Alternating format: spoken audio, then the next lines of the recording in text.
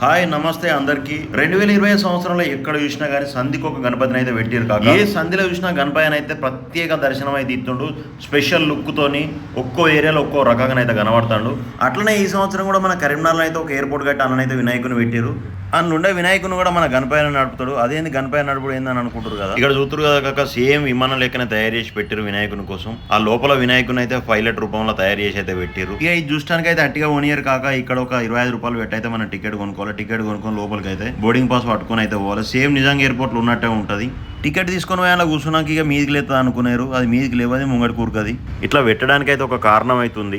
Recent గా అహ్మదాబాద్ లో flight accident అయితే జరిగింది. అక్కడ చాలా మంది చనిపోయారు కదా. సో వాళ్ళ ఆత్మ శాంతించాలని చెప్పేసి వారి కోసం అయితే దీన్ని ఏర్పాటు చేయడం జరిగింది. అది ఒకటే కాదు, ఈ మధ్యలో ఆపరేషన్ సింధూర్ కూడా జరిగింది. సో దానిలో భాగంగా చాలా మంది అయితే సైనికులు చనిపోయారు. సో వాళ్ళని ఉద్దేశిస్తూ కూడా దీన్ని పెట్టడం జరిగింది. ఇదైతే నాకు తెలిసింది చెప్తలేను, అక్కడ ఉన్న వాళ్ళని అయితే అడిగి మీకు చెప్తున్నా. నాకు తెలిసింది మీకు చెప్పాలనుకున్నా, అందుకే వీడియో తీసి పెడుతున్నా. లోపలికి ఎక్కగానే మన క్యాబిన్ దగ్గర వినాయకుడు అయితే కనబడుతుంది పైలట్ రూపంలో. పక్క పొంటే ఎయిర్ హోస్టర్ నమస్తే పెట్టుకుంటున్న అయితే కనబడుతుంది కదా.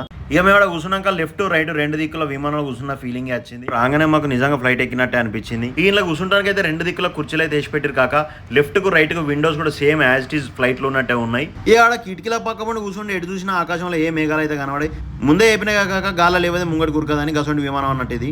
ఇక నేనైతే మా ఫ్యామిలీని తీసుకొని పోయినా, మాకైతే మస్తు ఎంజాయ్ అనిపించింది. చాలా మంది అయితే చుట్టుపక్కల నుంచి అయితే వాళ్ళ ఫ్యామిలీని తీసుకొని అయితే వస్తారు చూడడానికి. ఇదైతే మా కరీంనగర్ ఈ సంవత్సరం అయితే మస్తు కొత్తగా అనిపించింది. ఇక మీకు ఎట్లా అనిపించింది ఒక కామెంట్ లైక్ షేర్ అయితే వేయరు మర్చిపోకూరి. ఓహో పైలట్ క్యాబిన్ కూడా ఉంది రో. కానీ దోస్తులు నాకు ఇది చూడంగానైతే మస్తు బాధ అనిపించింది. ఆపరేషన్ సింధూర్లో భాగంగా చాలా మంది సైనికులు చనిపోయారు. ఇప్పుడు మనం ఇంత సంతోషంగా ఉన్నామంటే వాళ్ళు అక్కడ బార్డర్లో కాపుగా వస్తారు కాబట్టి మనం ఇక్కడ ఇంత సంతోషంగా ఉన్నాం. నిజంగా వాళ్ళని గుర్తు చేసుకుంటూ ఇటువంటి ఒక యాక్టివిటీని పెట్టడం నాకైతే మస్తు అనిపించింది. అక్కడికి వచ్చిన విజిటర్స్ కూడా ఆపరేషన్ సింధూర్ గురించి ఎక్స్ప్లెయిన్ చేయడం అయితే జరుగుతుంది. ఈ ఆలోచన వచ్చిన వాళ్ళకైతే నా తరపున మీ తరపున థ్యాంక్ యూ సో మచ్.